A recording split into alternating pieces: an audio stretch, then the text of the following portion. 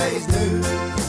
Hello and welcome to Old News, the programme and podcast which looks at news stories of the day through the papers of yesterday.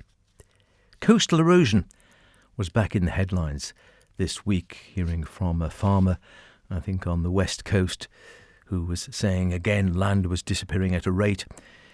Nothing new, you would think, I must admit, but I started thinking how much has it featured in the papers over the year?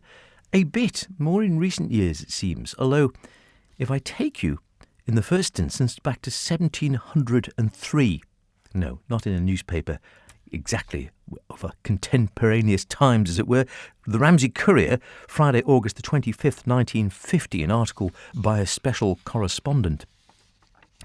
And it quotes erosion 200 years ago.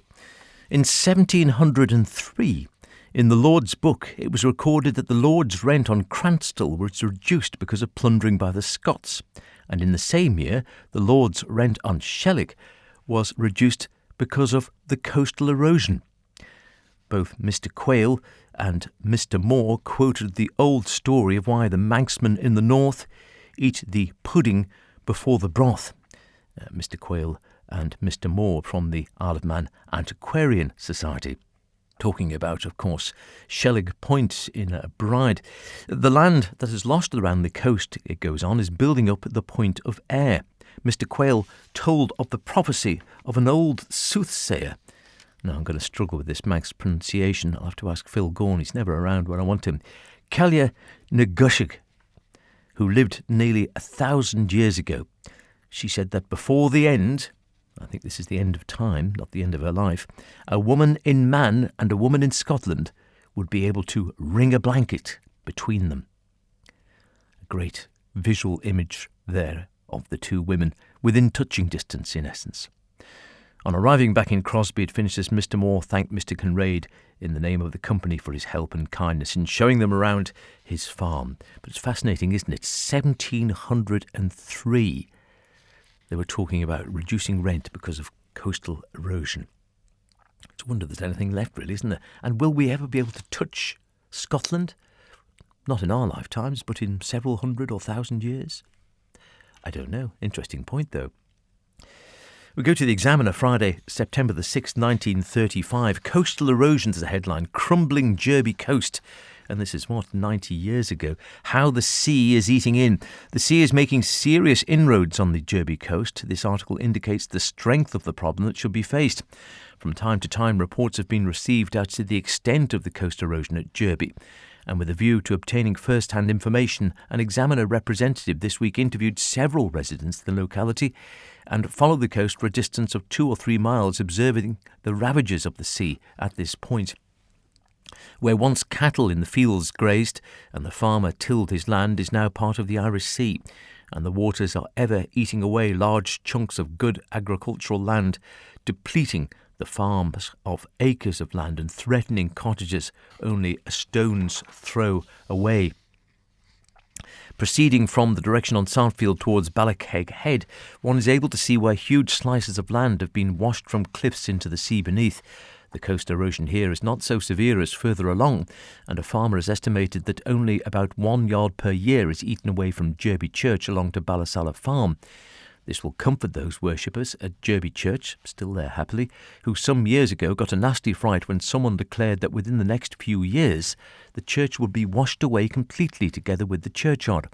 At the present rate of progress, it will be a long time before coastal erosion will disturb those concerned with the welfare of this old church, which is dedicated to St. Patrick, stands alone in one of the loveliest parts of the island, and happily still there. Shrinking farms, it goes on. Mr. Muckton of Ballasalla Farm, that's Ballasalla up north, not down south, or is that down north, who came there only 16 years ago, states that in that time the sea has encroached 50 yards at least, and he has had to move inwards the fence at the edge of the bruise on several occasions. Along the Nappin, there was the farm of Cronkmore, which on the old maps of the island had an acreage of something like 100 acres. Now it can hardly boast 30, and the farm buildings are in ruins. Another old resident states that a lime kiln, which he remembers in a field when a boy, disappeared, and the spot where it was originally situated must now be 200 or 300 yards out to sea. At Balatier, which is in the worst position with regard to coast erosion, Mr. Cannell, who farms there, told an Examiner representative that the sea was getting nearer each year to his house and farm buildings, and from the stackyard to the sea was less than a stone's throw. It was all good arable land that was being washed away, and periodically he had to renew his boundary fences on the Bruise. The worst damage was done by a southwest gale, and Mr. Cannell suggested the government should be again approached and asked to build groins to protect the coast. Well, that's been a request in more recent years, of course, and generally it is turned down, I think, on the basis that it's just wasted money and it's going to happen come what may, and it will just eat underneath the groins or move the problem elsewhere. Ramsey Courier, Friday, October the 19th, 1951. Coast erosion and river ford questions in Tynwald. Answering questions addressed to him in Tynwald by Mr. E.B.C. Farrant relating to coastal erosion, the Governor said the survey carried out by Liverpool University students was being studied by the Harbour Engineer and Surveyor General. The preparation of the report was well advanced. He hoped to receive it in December. Mr. J.F. Crellin asked the chairman of the Highway and Transport Board, have the board under consideration any plan for the alleviation of the danger experienced by those who have to use the Kerramore Ford, Lazaire, caused by the deepening of the Sulby River at this point. Mr. F.H. Crowe said the board had considered the matter and steps had been taken to remedy the position. Land washed into the sea is the headline of a brief piece in the Ramsey Courier Friday, February the 16th, 1951. Erosion at Bride, we read. It's reported that in last night's southeast strong inshore wind, a considerable amount of land was washed into the sea in the Bride area. It will be remembered that a survey of coastal erosion in the north of the island was carried out last summer. We just heard about it, but no report on the subject has yet been made public. Well, yeah, we're probably still waiting for it, I imagine. Ramsey Courier again. Perhaps not surprising, so many articles feature in the Ramsey Courier, because that's where the general area of coastal erosion is, up the north and west, isn't it? This is Friday, October the 5th, 1934. Now that winter work schemes are being talked about, perhaps the time is not inopportune for a scheme of work to be mentioned that is simply crying out to be done. We have in mind the great amount of coastal erosion which is steadily going on in the west coast of the island from Derby to Michael. Year in and year out, the sea is steadily eating into the coastline of the island at this point. Within the last 50 years, acres of land have been swallowed by the sea and the encroachment is still going on. About a yard in width of this piece of coast is annually lost in this way, and a scheme to deal with the erosion would be of real service to the farmers of that district. It has been found that the erosion can be stopped by the erection of suitable groins. I think it's since been suggested, as I say, that all this does is actually move the problem along the coast a bit.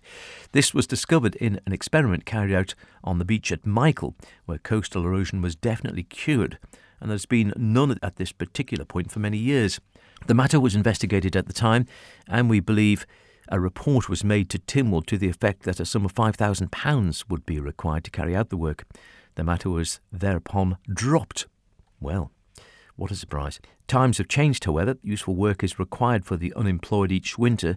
Development schemes in plenty have been carried out in Douglas and the other towns of the island. Money galore has been spent in making the island more attractive as a visiting resort and thus indirectly helping private enterprise.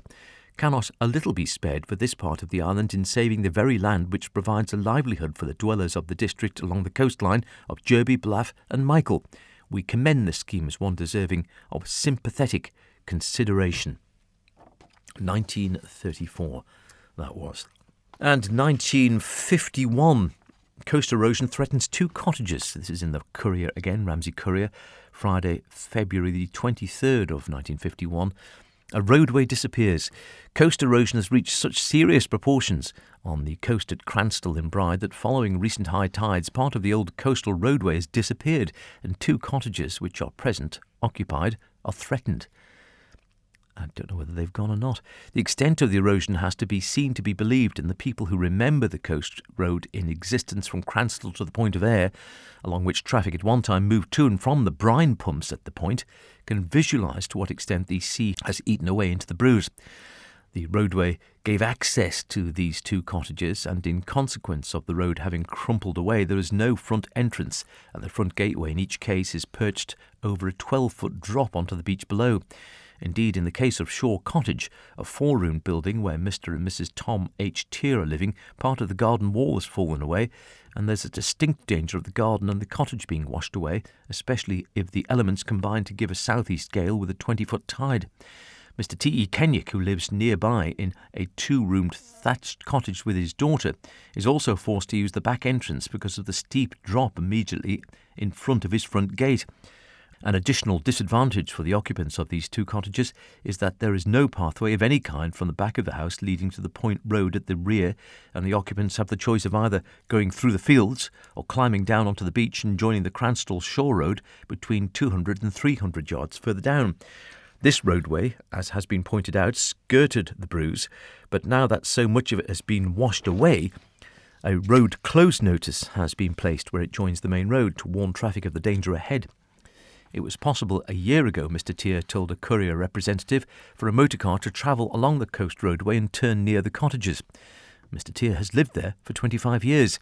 He's a veteran of the First World War and went into the cottage a few years after being demobilised, and has, of course, watched the coastline being swallowed up.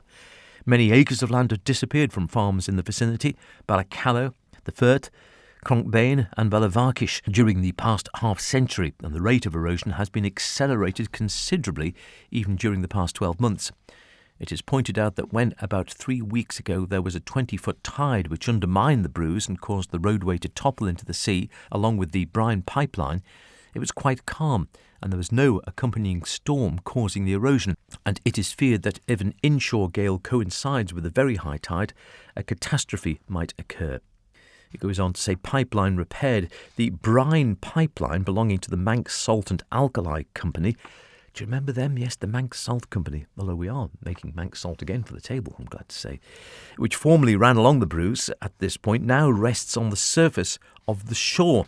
A gang of men were engaged for about a week in repairing the damage, and at present the brine is now flowing through normally without interruption. Another phenomenon which the coastal erosion has created on the beach at this point is the washing away of sand and shingle to such an extent that huge beds of clay are uncovered. Mr. Kenyick came to live at Cranstall 10 years ago after retiring from business in Douglas. He's also a war veteran and has served in 3 wars. He's in the Boer War and in the 1418 War, served with the Volunteers, and in the 3945 conflict he was engaged in coast watching.